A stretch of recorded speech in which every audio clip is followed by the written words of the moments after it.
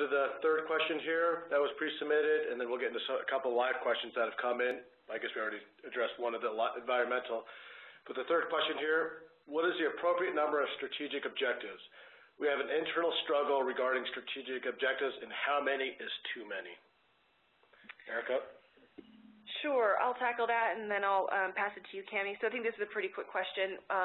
Bouncing off of this, we like using the balanced scorecard, as you guys know, because we think it provides a great strategy framework. So one simple thing to do in sort of very basically is to have one strategic objective for each of the 4 areas of the balanced scorecard.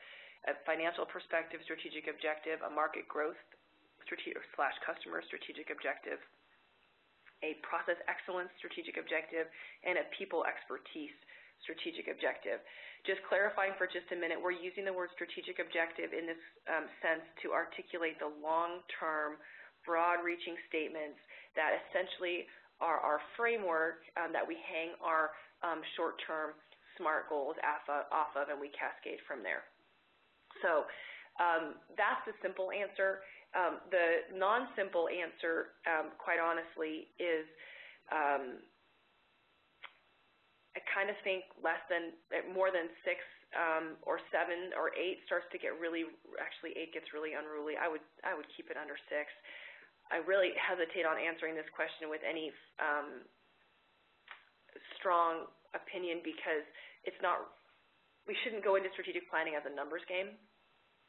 We need to have the right strategic objectives to articulate the strategy for an organization as opposed to worrying about if we have too many, but we all know that if you have too many, your plan just gets really unruly. So I just, have that in the back of your mind as you're leading your strategic planning efforts, but don't, in your planning process, don't shortchange yourself by kind of having a number in mind. So that's just kind of my answer to that question. Our strategy stat at the beginning of the session today kind of reinforces the idea of keeping it to a small few as well.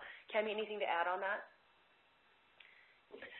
No, as far as the objectives, I think that, being able to understand your resources and being able to address that to a certain extent in your retreats is important.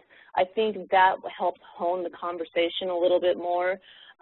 Because, those retreats are really, you go in there and you brainstorm and there's a lot of stuff going on.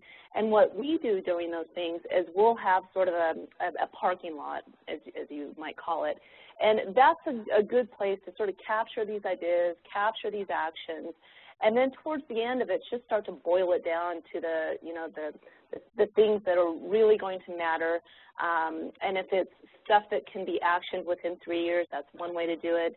If it's stuff that's already has some sort of resources directed to it, that's another way to do it. So, being able to allow your retreat to be that condensation kind of funnel is good, but importantly, to make sure you have a parking lot, and to Erica's very first point, making sure that those parking lot items are somehow represented in the plan so everyone can feel like their input during the session was indeed, taken seriously, and so they can get their ownership and feel into the plan.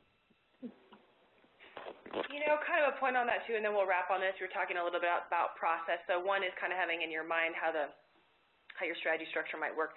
But the other thing to kind of note, as Cammy was mentioning, is the process to get to them. Sometimes we'll kind of back into them based on how the parking lot or the big ideas come out from an offsite.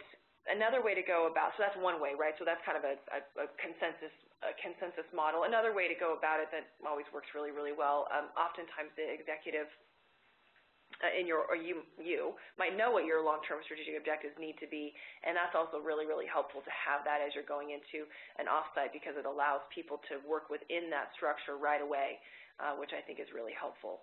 So there we go. The quick answer on that is keep it less than 6.